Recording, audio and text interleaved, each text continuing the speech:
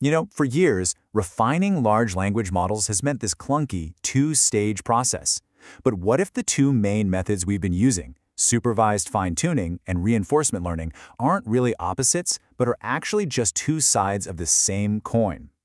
Well, today we're breaking down a paper that unifies them, and it's a real game changer. So, here's what we're going to cover. We'll start with the core dilemma that developers are facing. Then, we'll get into the big theoretical breakthrough that solves it. From there, we'll introduce the powerful new algorithm this theory makes possible, see how it performs, and finally, we'll wrap up with what this all means for you. Okay, let's get right into it. All right, first up, the post-training dilemma. This is really about a choice that has shaped how we build models for years. And that choice has always been between supervised fine-tuning, or SFT, and reinforcement learning, RL.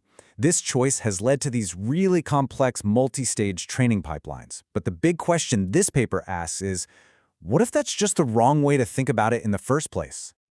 See, this choice forces us into a classic trade-off. On one hand, you've got SFT. It's super direct, it's efficient, it's great for learning from high-quality data. But it can easily overfit, and it can really stifle a model's ability to explore new solutions.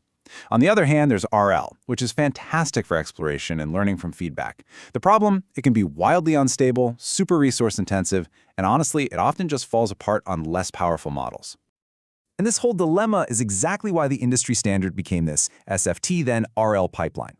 First, you teach the model the ropes with SFT, and then you let it refine its skills with RL. It works, sure, but as the paper points out, it's notoriously resource-intensive. It's kind of a brute force solution.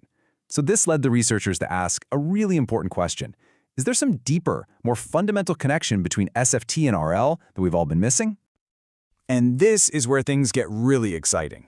This is the paper's big aha moment, a theoretical breakthrough that builds a completely new foundation for how we think about post-training. The authors introduce something they call the Unified Policy Gradient Estimator, or UPG, and the key insight here is absolutely brilliant. It turns out SFT and RL aren't conflicting objectives at all. Instead, they're actually complementary learning signals that can be expressed as just different flavors of one single common optimization process. And the power of this theory is just how simple and elegant it is. The best way to think about the UPGE is like it's made of 4 interchangeable building blocks. You've got your data source, a reference policy, an advantage estimate to score the outputs, and an optional stabilization mask. Now, by mixing and matching these 4 components, you can basically reconstruct almost any major post-training algorithm we use today. SFT, PPO, GRPO, they're all just different recipes using these same 4 ingredients. The huge takeaway here is that these methods we all thought were fundamentally different are actually just variations on a single, unified theme. Now, this unified theory, it's not just some neat academic idea. It's the foundation for a new, way smarter algorithm. So let's take a look at what they built with this insight. This is hybrid post-training, or HPT, and honestly, it's an incredibly intuitive system. For any given problem, the model first tries to solve it a few times. If its success rate is low, HPT automatically switches into SFT mode, learning directly from a correct example, like looking at the answer key. But if the model's already doing pretty well, it flips over to RL mode to explore and fine-tune its strategy. It's this adaptive mechanism that gives the model exactly the kind of training it needs right when it needs it. Okay, so the theory is unified, the algorithm is adaptive, but does it actually work? Does it perform? Let's dive into the numbers. The results here are pretty staggering. On the AMI 2024 Math Reasoning Benchmark, using the QN 2.5 7 billion parameter model, HPT hits a score of 33. Now, this isn't just a small improvement. It completely blows past the traditional SFT then GRPO pipeline and another very strong baseline called Luffy. And to put a really fine point on it, that is a massive 6.9-point gain over the next best method.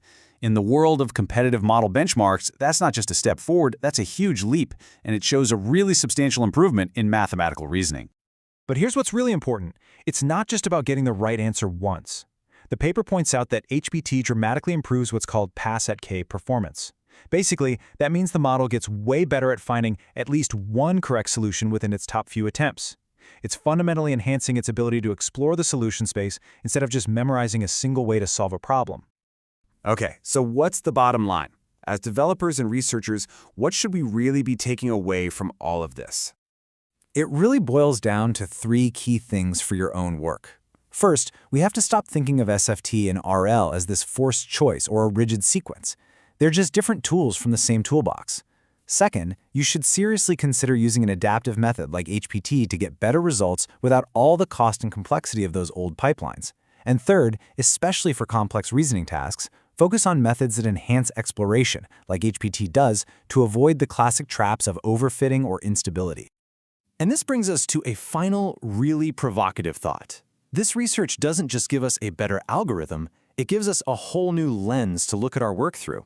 If SFT and RL, two methods we all thought were so different, are really just parts of a single whole, it just begs the question, what other conflicts in AI are just sitting there, waiting for their own unifying theory?